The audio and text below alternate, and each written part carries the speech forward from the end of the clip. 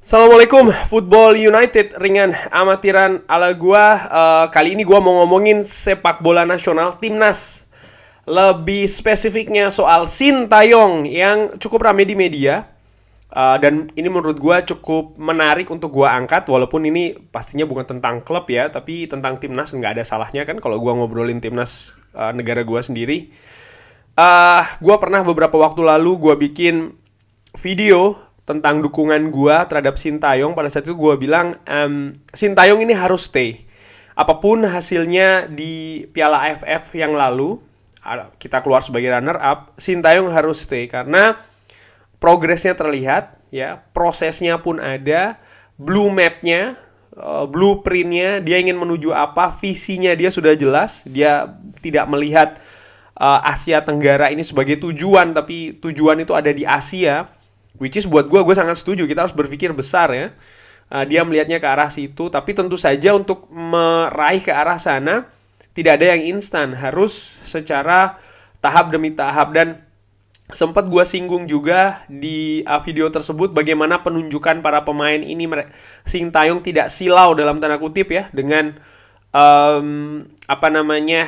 nama-nama besar sebelumnya di timnas nasional. Dia memasukkan banyak sekali pemain muda, pemain-pemain bahkan yang namanya tidak sementereng nama-nama besar lainnya, tapi kita berhasil finish sebagai runner up, which is kalau kita lihat dari peringkat FIFA, kita lihat dari head to head terhadap timnas negara lain di Southeast Asia, di Asia Tenggara, prestasi kemarin menurut gue cukup bagus ya. Dan sekali lagi gue ketika membaca berita tadi pagi ini, Sintayong tidak terima kritikan dan lain-lain, gue melihat sih dari cara penjawabannya Sintayong itu bukan dia tidak terima kritik, dia menjawab ya. Kalau buat gue ya bekerja di sini kan juga banyak bekerja dengan orang asing dan lain-lain ya. Kalau ketika diberi kritik lalu dijawab ya, artinya dia tidak meninggalkan tanpa jawaban. Tapi itu jawaban dia seperti itu, bahwasanya dia ingin fokus, dia konsentrasi ke tim nasional. Ya sudah, itu saja, yang lain-lain tidak gitu. Dan menurut gue ya itu pilihan Sintayong. Lalu juga disinggung kalau soal di sepak bola di mana-mana itu proses tidak dilihat, yang dilihat adalah prestasi. Ya memang betul, prestasi loh ya. Prestasi kalau buat gue tidak sama dengan trofi. Prestasi itu tidak sama dengan trofi. Artinya begini, trofi itu bisa disebut sebagai prestasi, tapi prestasi itu tidak hanya trofi. Pencapaian kemarin sebagai runner up menurut gue itu ya prestasi. Melihat beberapa tahun atau penyelenggaraan terakhir performa timnas ya kan di turnamen-turnamen, ya menurut gue itu prestasi loh. Kita bisa menahan tim kuat Vietnam, ya kan, kita bisa mengalahkan Singapura tuan rumah yang secara mungkin kualitas individunya lebih bagus. Kita mampu mengalahkan musuh bebuyutan kita Malaysia yang di beberapa pertemuan terakhir cukup jarang kita mampu memukul negara tetangga kita itu ya, musuh bebuyutan. Ya menurut gua hal-hal tersebut kalau dibilang prestasi, ya prestasi dong. Kita mampu, beberapa pemain muda kita berkiprah di luar negeri dengan bagus. Ketika memperkuat tim nasional terasa efeknya hasil dari mereka menimba ilmu di luar negeri itu. Apakah itu prestasi? Menurut gua itu prestasi.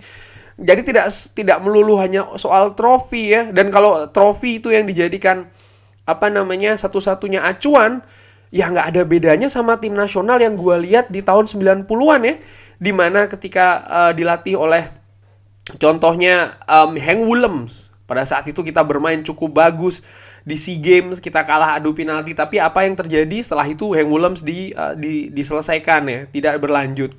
Dan juga pelatih-pelatih lain seperti Alfred Riedel ya kan, dan lain-lain. Dan menurut gue kita tidak punya roadmap atau blueprint yang jelas. Dan ayo kita awali dengan Sintayong kali ini. Biarkan dia bekerja, jangan melulu ditarget trofi, tapi pikirkanlah sesuatu yang besar yang mungkin jangka waktunya agak sedikit panjang. Ya fakta bahwasanya tim nasional kita ini sekarang sedang terpuruk ya. Ya ini faktanya. Lihat saja di mana peringkat kita di FIFA dibandingkan dengan negara-negara Asia Tenggara lainnya. Oke, kalau seandainya peringkat FIFA itu kan ini bang, apa namanya, soal masalah pertandingan, uji coba internasional dan lain-lain. Fine, ngomong soal pertandingan. Head to head kita menghadapi negara lain di Asia Tenggara ya selama kurun waktu berapa? 5-3 tahun terakhir ini bagaimana? Kan tidak bagus-bagus juga. Jadi menurut gua ya coba kita rubah mindset kita, jangan ganggu Sintayong, biarkan dia bekerja. Kalaupun ada target, belilah target itu paling tidak jangka menengah. Dan kalau bisa menurut gua target tidak harus trofi, tapi hal-hal lain lah yang paling tidak lebih make sense. Kita selama beberapa waktu terakhir ini cukup sulit mengimbangi kedikdayaan Thailand. Sekarang juga Vietnam. Lalu tiba-tiba kita ditargetkan menjadi juara di Asia Tenggara. Ya menurut gue sih ini agak sedikit make sense dan tidak make sense begitu ya. Ya step by step kalau menurut gue, dan dengan jangka waktu yang jelas pula. Dan tidak lupa juga support dan security. Ternyata sisi security ini cukup penting untuk sisi timnas ya. Bukan hanya pemain, pelatih, tapi seluruh yang terkait dengan tim nasional ini harus punya security. Artinya apa? Tidak diganggu dengan apa? Dengan banyak hal ya, pihak dalam, pihak luar. Karena sering sekali ketika tim nasional kita ini sudah mulai berprestasi, maka gangguan-gangguan ini hadir. Akibatnya apa? Ya buyar. Ketika Indra Safri kalau tidak salah U19 kan, bagaimana kita cukup gemilang di babak kualifikasi, lalu setelahnya diadakanlah nih Parade Nusantara, ini kan merusak tim nasional. Akibatnya apa?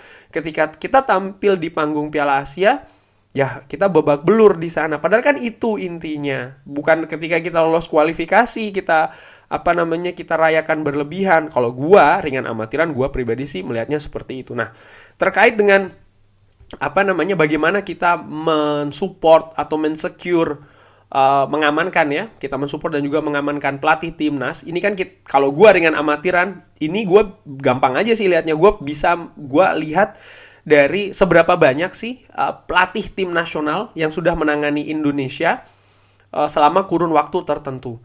Sebelum gue ngomong soal Indonesia, gue ingin ini gue ambil dari Wikipedia semuanya ya. Gue ingin membandingkan dengan negara-negara lain. Kita ambil dari tahun berapa nih? Dari tahun 98 aja ya. Kayaknya enak nih. Atau tahun 97. 97. Oke, 97. Kita ambil dari 97. 96, 97 ya. Malaysia memiliki 1, 2, 3, 4, 5, 6, 7, 8, 9, 10, 11, 12, 13, 14 pelatih tim nasional. Malaysia ya, 14 dari 96, 97. Thailand ya, dari 96, 97 punya berapa nih? 1, 2, 3, 4, 5, 6, 7, 8, 9, 10, 11, 12, 13, 14, 15, 16, 17. Vietnam ini cukup luar biasa ya. Dari tahun 97, 1, 2, 3, 4, 5, 6, 7, 8, 9, 10, 11, 12, 13, 14, 15, 16, 17, 18, 19. Lalu Singapura ini dari tahun 96-97 ada 1, 2, 3, 4, 5, 6, 7, 8, 9, 10. Wow, hanya 10, luar biasa. Myanmar, ada berapa Myanmar? 1, 2, 3, 4, 5, 6, 7, 8, 9, 10, 11, 12, 13, 14, 15, 16, 17, 18, 19, 20. Jadi 20 ya. Nah, sekarang nih bagaimana dengan tim nasional Indonesia? 1, 2, 3, 4, 5, 6, 7, 8, 9, 10, 11, 12, 13, 14, 15, 16, 17, 18, 19, 20, 21, 22, 23, 24. 24 ini yang paling banyak ya. Dibandingkan dengan Malaysia, dibandingkan dengan Thailand, dibandingkan dengan Vietnam, dibandingkan dengan Singapura, bahkan gue bandingkan dengan Myanmar. Oke? Ini faktanya. Tidak ada kesinambungan. Dan tentu saja dengan pelatih yang baru, mereka punya sistem yang baru, mereka punya filosofi yang baru, mereka punya gaya kepelatihan, gaya bermain yang baru, di mana ini akan membuat timnas harus beradaptasi lagi dong. Progres yang sudah ada ya berhenti. Karena bukan tidak mungkin pemain juga akan yang baru lagi sesuai dengan sistem yang ingin dia bangun dan lain-lain. Dan ya menurut gue ya kita harus berhenti sih punya pola pikir seperti ini. Hanya trofi tidak selesai, trofi nggak dapat selesai, trofi nggak dapat. Ya nyatanya kita dari tahun 97 dengan pola pikir demikian, ya kita nggak pernah dapat trofi akhirnya. Dan menurut gue ini harus diganti. Dan menurut gue sekali lagi, Sintayong harus stay, harus didukung.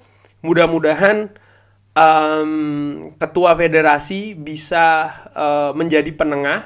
Artinya kita jelas ya, kita dulu pernah punya Luis Milla, di mana pada saat itu bagus ya kan. Cuman ya kita tahu sekarang sudah tidak lagi di tim nasional.